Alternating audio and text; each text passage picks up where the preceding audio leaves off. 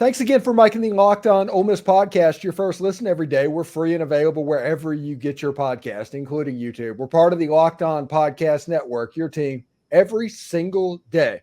Hello, I'm Stephen Willis, and this is an extra edition of the Locked On Ole Miss podcast. I'm here with Josh Guest, and we're talking about the Ole Miss ULM game and really just general football type stuff, because I don't want to spend too much time on ULM because Ole Miss is a 37.5-point favorite in that game. So we might talk a little Egg Bowl a little bit. We might talk a little other games that we are watching. How you doing, Josh? I'm doing great, Stephen. It was cold a couple weeks ago and warmed back up last week, and it's chilly again this week. So, or today, I should say. I went outside this morning, and the cold just kind of bit, if you know what I mean, had a bite to it. Yeah, those days in North Mississippi, I remember them pretty well, actually. Right now, I'm in a sweatshirt, and it is 71 degrees. So I have fully assimilated to my Florida lifestyle. Nice. Nice. I like it. So, before we start talking about Ole Miss and what's going on, the debate that everybody is having after the playoff rankings were released is, can Ole Miss catch Missouri? And is it just going to be three teams getting a New Year's Six bowl game from the Southeastern Conference? Well, I know Missouri played Georgia a better game, if you will. Still an L. It is still an L. And the two L's that Ole Miss has is going to be Alabama and Georgia, who are both very highly ranked, higher ranked than what Missouri's other loss is, LSU. Is that right? Yes. Yes. And who beat LSU? Ole Miss. That's right. The Ole Miss football Rebels beat LSU in dramatic fashion, down 9 twice in the fourth quarter. And so, which is a W. That's a win, folks. So, you committee members, when you watch this show, because I know you're going to watch it. Yes, obviously. Right. That's right. Remember that Ole Miss beat LSU. And so their only losses are to two of the best teams in the country in Alabama and Georgia, who have, combined, they have more 5 stars than the rest of the country put together. Not really, but they do have a ton of 5 stars. And as you say, don't be surprised if a bunch of 4 or 5 stars play like it. And, well, it happened. Well, I'd throw another log on that fire. After this weekend, Kansas State, which is one of Missouri's ranked wins, goes to Lawrence, Kansas to play their big rivalry game. Kansas State's favored, but nobody would be surprised if Kansas State was able to win that game. And Georgia plays at Tennessee, and nobody will be surprised. I don't even think Josh Heupel would be surprised if Georgia won that football game. There's a chance this time next week, Missouri has 0 ranked wins. Yeah. Yeah. I mean, and look, I know everybody wants to talk about we were 8-1 last year and we're 8-1 this year. Look, last year we didn't play Georgia when we were 8-1. Okay, the best team in the country. I don't care that they're number 2, but they're better than number 2. So just let's just go ahead and put that on the table. They got moved up to number 1. They moved them. Oh, okay. Good. Yeah. Sorry, I was still stuck on that. I don't even know how they were number 2 for 2 weeks. Georgia moved up to number 1. It's like, okay. Yeah. And so, but the SEC's down. I mean, we're down this year because, Ole Miss is winning games, so they have to be down. Yeah. If Ole Miss is 10-2, there has to be a problem. Yeah. So, and look, I mean, while this feels sour right now and everything else, because we're coming off the L, we should be, I think I could play quarterback the next 2 weeks and we win both games. And I'm not knocking our quarterbacks. I'm just saying, I think that the talent around the quarterback is good enough that are on the field that they're going to win these games. And so that's going to be a 10-win regular season for the second time in school history. And second time in 3 years. Yeah. And as you said, 3 out of 4 in the Egg Bowl if we win that, which we should. So super exciting times to be a Rebel, despite, last weekend. Yeah. Like I said, people don't understand. When I called last week a free shot, they're upset with me for treating it like a free shot. And the fact that I'm not even wasting any time talking about it now is because in my mind, there's no negative that could come from it. Now, the only question is that New Year's Six versus Citrus Bowl thing. And we just laid out in 5 minutes a resume chance that Missouri doesn't have a chance to win. They might be ranked higher now, but in 3 weeks' time, if Missouri's resume is no ranked wins, Ole Miss is going to move back up to 11 or 10th or 9th or somewhere in there, and they're going to be in there, and Ole Miss is going to go to the Peach Bowl and beat Penn State. Yeah, and that would be fun to see, fun to have happen. I cannot wait to kick that hornet's nest. Yeah, I know. Penn State would be a good one. That would be a fun one. And I know you wouldn't mind Citrus because you're right there. I don't think it's very far from where you are. And of course, anything in Orlando is never bad. Yes. Yeah. So. It'll be a good chance. And this is what I want to tell Ole Miss fans. And it's like, you may not want the Citrus Bowl because of where it stands with the New Year's Six Bowl. It's a status symbol thing. But the Citrus Bowl is right next to where you're going to play on January 1st. You're going to get to go to Disney. The weather down here in that time of year is absolutely perfect. And you're also going to be able to go to the Under Armour All-American game 3 days later to check out Kamarion Franklin and maybe Braylon Burnside and those players that I think there's a potentially 3 or 4 players for Ole Miss in that football game. So coverage-wise, Ole Miss fans should probably root for the Citrus Bowl because it's going to put all of their media in one place and they're not going to have to move around. So you're going to get that mass coverage. Yeah, and I think that's going to work both ways. Our media guys will be there to stay around and do the Under Armour if they would like to. And the other side of that is the Under Armour kids will probably be paying attention to what's going on just a couple of days before right there in town. And so you have that Ole Miss entourage rolling in, rolling out, hopefully throwing a bunch of points up and beating somebody. And, like I said, getting to that 11th win. And it's just good stuff. Really, really good stuff. Yeah, it's one of those situations. The kids are in the Under Armour game. Now, most of them are all signed, but the Under Armour next, the underclassmen, the future 50 is also in town. And you're going to have Lane Kiffin and the Ole Miss Rebels on the Orlando news the whole time that this is going on, except for the last couple of days. That isn't a bad situation. And I mean, it really isn't. Oh, no. And I mean, again, like we talked about, I know we're not on there anymore. We're not in that percentage of who can be in the playoff and all those other things. But the fact that we were in the conversation for a week or so or two was really good, just again, for the status of the program and the nationwide coverage, the ESPN coverage, and what those kids, those future recruits, or they are recruits, future players, get to see and get to feel and hear and that kind of stuff. And just that Ole Miss becoming that household name, as my nephew likes to say. All right, this weekend, there's a ton of actually good football games and interesting football games to watch. What are you going to be paying attention to besides ULM Ole Miss? Yeah, I mean, I want us to put up 100. I think you said you don't care if we cover, but style points. Style points absolutely matter. And look, like I really don't know that I'll be paying attention too much because I got some Thanksgiving stuff going on, but I'm paying attention to our game, and I want it to be a situation where Dart is gone early in the game. I don't know if they'll pull him in the first half if we've scored 50 or not, but let's score a bunch and let's take him out and let's run through Sanders and then let's put in Howard. Let's get these guys some reps and some snaps to see what we got. And what I would love to see is all three play and all three score, like put up points. That would be a whole lot of fun to watch. And I don't mean to be ugly to ULM. I'm fond of that place. I've been over there to watch baseball games. In fact, when COVID was announced, I was in that stadium over the third base dugout watching Ole Miss hit home run after home run after home run that year when we were 20-1. I remember that game. Yeah, I was there in the stands at ULM. So we have been over there several times to watch them play. I say several, a few times to watch them play because we used to live in the Jackson metro area, and they did some spring breaks over there 2 or 3 years in a row. Okay. Yeah. Festive Monroe, Louisiana is real similar to Orlando, honestly. It is. Yeah. It's kind of weird that just 20 years ago, Ole Miss just was like, hey, banking, are we going to be good enough to go to Shreveport to a bowl game? I mean, that was the question, and now we're having the conversation. It's like, well, we're not going to be able to go to the Sugar Bowl because that's a playoff bowl, but maybe we can go to the Peach or Cotton. Well, the Citrus Bowl is kind of our floor. I mean, that blows the mind of somebody my age. Yeah, and I mean, you mentioned Shreveport. I mean, we might have been jumped up, clacking our heels if we made the Liberty Bowl, and so just an hour up the road.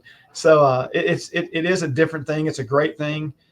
It's a great thing to raise that floor and have that floor raised because, I mean, it changes your program. That changes the dynamic. That changes your recruiting. If I can go to a kid and say, hey, or a recruit and say, man, look, we're going to be, making a bid for a New Year's Six every year. And, if we don't, well, we'll be somewhere in sunny Florida. Like that's a terrible pitch. Oh, wait, no, it's not. That's really good. So it's really good where we have this team right now. And I know, Lane dispelled some things, and last year he didn't, and all this talk about coaches. And every year there's going to be this carousel, and they're going to mention his name and others because they get clicks, as they say.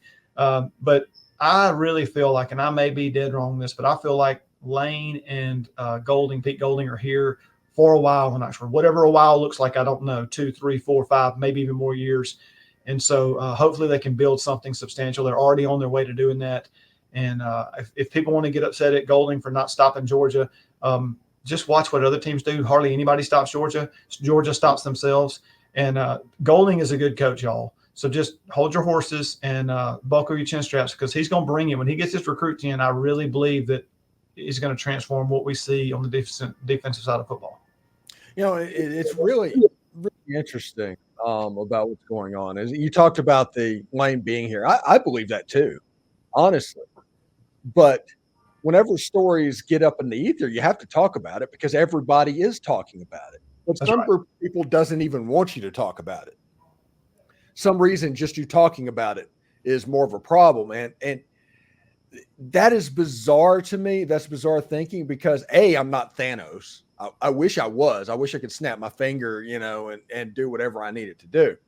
But I don't have that skill. But if I have a show like that, it's because I have an inkling that show needs to be said. I've gotten IMs and text messages like, what's going on with this? And what's your opinion about this?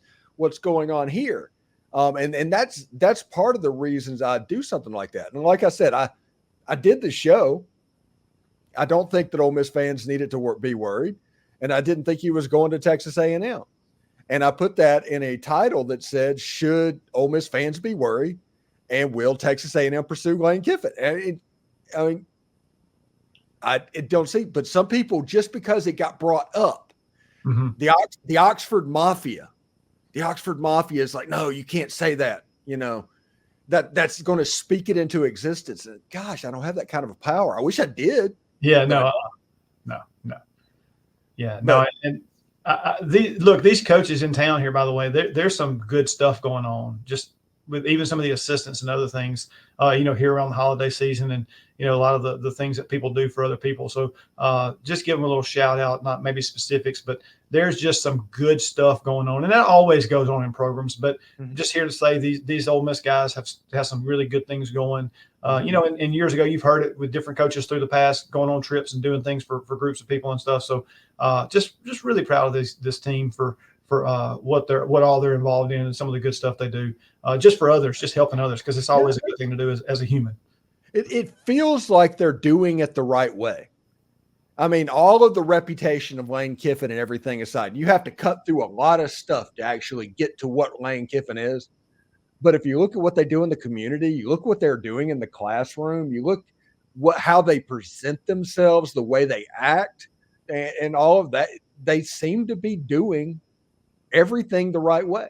And honestly, that's all you can ask for. Well, and the other side of this is, how teams take on the persona of their coach or whatever. Lane's, from what we get in the media sometimes, I know I feel like he subdues himself sometimes, but he's still a pretty fun guy. He's still a pretty fun guy, pretty entertaining to listen to when they interview him or when he says something or his press conferences. Because even when he's matter of fact about some things, it even has, to me, a tinge of hilarity to it. I enjoy some of those things. He's not a soundbite waiting to happen, maybe like Steve Spurrier sometimes, but he's just a fun guy. I think so. Maybe I'm wrong. I'm not around him all the time. Maybe practice is no fun, but I get the feeling that these players like the coaches, and like as I mentioned last week, the players like playing with Dart specifically. And I know other quarterbacks can do the same with just how they're tough they can be. But and I was holding my breath when he went down last weekend, by the way. I think everything's going to be okay. But, some rumors, I don't know if rumors flew around about collarbone here. before he was that flew around. My text and DM blew up all the first part of the week about collarbone, but I think it was like Jordan Watkins said he's fine. He's going to be okay. Yeah. And that's good to know because, like I said, go in there and get some plays for Dart, get the rust knocked off of him, get him feeling good, and get him ready for the Mississippi State Bulldogs. And what is your being in Oxford? What is your experience with the Egg Bowl? How is that for you? Well, I swore off Starkville a few years ago, having gone and decided that I wouldn't go back. I've almost run out of gas twice, not paying that money in Starkville. Yeah. Well, I've been there, and I think I can remember 3, and I remember losing 2. The one I remember winning was maybe 03. Is that did we go in 03 in Eli's last year, and we won like 34-0 in the rain or something like that? According to Bill Flowers, that is the most miserable football game he ever participated in. I would agree. I was in the stands, and it was awful. Another interesting thing about that night, my daughter was about to be born the next month, and I had someone surprise my wife with artistry on my daughter's new bedroom wall and stuff. So that was the night it got painted while we were at the Egg Bowl. Okay. So a little guest family trivia there. Nice. So it kind of matched the bedding we had bought for my daughter. So that's kind of fun. But yeah, the Egg Bowl, it's a big deal for us. Just bringing up State, I don't understand how they fire their coach. I'm not a State fan. I'm never going to be, but you got to give a guy a chance. Mm-hmm. And maybe they thought it was a mistake. Maybe I don't know, but man, he wasn't even a season in, and then you just get rid of the guy. And I don't understand that in any situation. I don't understand, honestly, after a second year, getting rid of somebody, because you got to give them time to get their people in and install their system, because otherwise you're always in transition. And typically transition doesn't work. Maybe the portal will even that out some these days, but they're not playing that game, or at least it doesn't seem like they're playing the game like we're playing it. So they might not be able to afford to play it. Yeah. I mean, I just don't understand, but I hope this is a chance for us really to kind of, and I hate to be like knock them down, but we go up and they go down, and we stay there for a while and put a little distance and separation, because I just feel like they're headed in a different direction. And I don't necessarily wish all this negative. Yes, I do. I shouldn't say that. I probably do wish all this negative on them and LSU all the time. That multiple rivalry thing that they may not get.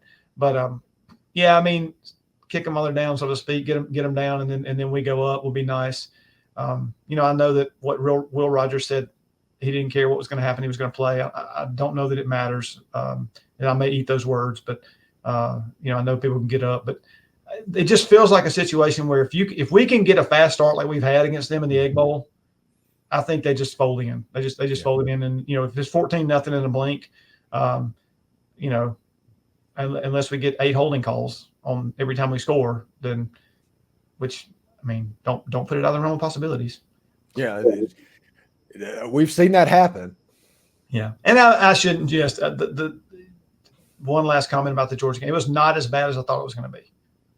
So, okay. I did not think that the calls were as one-sided as I thought they could be. How about that? Well, they didn't have to be. Yeah, that's right. That's right. On the ball on the line. So, an interesting situation. I do think the Mississippi State game would be interesting. The one way it could be problematic for Ole Miss is if State gets off to a good start and gets the lead, and they're able to front run a little bit. I think if Ole Miss, like you said, gets the lead real quick, State's going to fold. I think that same rule applies for this weekend against Southern Miss against Mississippi State too. If Southern Miss jumps on Mississippi State, that they're going to fold like a cheap suit. We've seen this. Houston Nuts last year losing to Louisiana Tech. We've seen this happen. We know exactly how this goes, and just because they have on different color laundry doesn't mean this is any different. That's right. That's right. And I know for years people wouldn't schedule Southern Miss, and I wonder why, but I also wonder why you would, because it almost can't. I don't want to say it can't work in your favor, but it almost can't work in your favor. Scheduling this game 5 days before the Egg Bowl, whoever scheduled that should be fired with cause right now. Escorted out the building, let the guy say his hotty toddy on the way out, because this has to have been done by an Ole Miss fan, because this would be the equivalent of Ole Miss scheduling Memphis. I mean, it doesn't matter if it's at home or not. You're just letting them come in, and it's their Super Bowl in a game that you emotionally cannot get up for and expend all your energy for, because what is coming up 5 days down the road? Because this is Southern's Super Bowl. Southern's coming up there to win the game and potentially save Will Hall's job. Yep. I mean, and again, even if it wasn't 5 days before, I don't know why you scheduled it, but it is 5 days before. So, like you said, that just blows my mind. Maybe it was. Maybe an Ole Miss fan infiltrated the system, got a job, and scheduled it, and now they're on their way out. Maybe they keep doing it. I don't know. Yeah, he's just snickering. Or maybe since these games get scheduled so far in advance, he just went ahead and scheduled on the schedule and left. So he doesn't even have any consequences anymore. Right, he's gone already. Yeah, it's terrible, because Mississippi State now, literally, because of their own doing, and this is their own doing, everybody's going to try and give sympathy for what happened a year ago. What's happening right now is their doing. Yeah. And they have a legit chance to lose to Southern Mississippi and Ole Miss within 5 days to each other. And I don't know if their fan base is going to be able to take that. Yeah, I don't. And we actually won't be in town to go to Starkville this time. Like I said, I swore it off years ago. I don't know if I'd even go, thinking that we're going to win by a lot. But I just wonder, are we going to have more Ole Miss fans at the Egg Bowl than State fans? It should be. I mean, if you're ever going to go to a game in Starkville, this is the year. I mean, you can get 50-yard line tickets for like $75 at the moment. I mean, lower bowl, like really, really good seats is like $70. And you can get-in price is like $20. So, I mean, you're going to be favored by probably 15 points in that game. I don't know if it's going to rain. I haven't seen the weather forecast, but it's usually terrible weather for that game, but we'll see. Yeah. But who knows? It should be really good. And I'm kind of looking forward to it. And you know what? We're talking to Josh, and we're going to air in this video. I guess it comes out at 2:00 on Friday. Josh is going to be on the show a little bit Saturday morning for our pregame show when we're getting ready for the Warhawks as well. So, Josh, thank you very much for stopping by. I'll see you tomorrow, man. And thank you, everybody, for making the Locked On Ole Miss podcast your first listen every day. We're free and available wherever you get your podcast, including YouTube. We're part of the Locked On Podcast Network, your team every single day. Josh, take care. We'll talk to you tomorrow, bud. All right. Thanks.